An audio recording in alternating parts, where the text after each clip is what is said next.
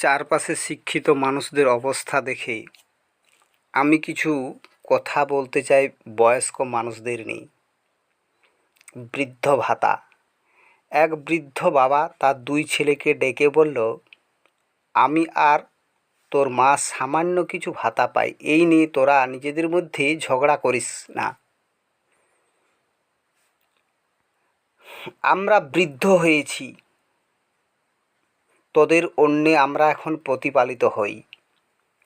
দেখ বড় খোকা, তুই একটা চাকরি করিস, তোকে মানুষ করতে তোর ভাই এবং ছোট্ট বোনটার সুখ আমি কেড়ে নিয়েছি। পারবি সেই দাম দিতে, ফিরিয়ে দিতে তাদের জীবনগুলো? তোর ভাইটা তোর সুখের দিকে তাকিয়ে কি বলতো জানো? বড় দাদা চাকরি পেয়েছে, কত আনন্দ করছে, এক সময় কত লোকের কাছে গর্ব করে বলেছিল আমার দাদা চাকরি করে। ভাইয়ের সংসার হওয়ার পর তুই তাকে আলাদা করে দিলি। তুই তো চাকরি পাওয়ার পর আলাদা ঘরে থাকিস। আজ পর্যন্ত বাবা মায়ের অসুখ বিসুখের কদিন খবর রেখেছিস, পাশে দাঁড়িয়েছিস?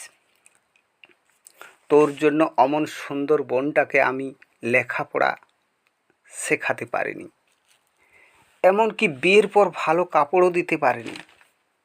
তুই তো কি জানিস না আমার আর মায়ের শরীর খারাপে কত টাকা ব্যয় হয়?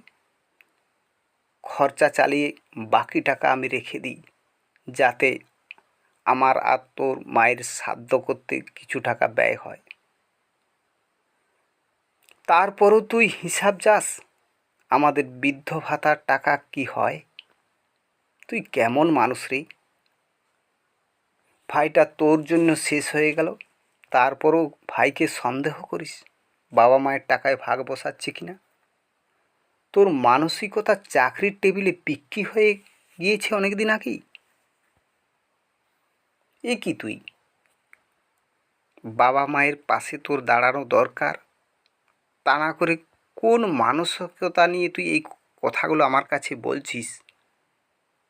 বলতে লজ্জা হয় আমার নিজের ছেলের পরিচয় দিতে।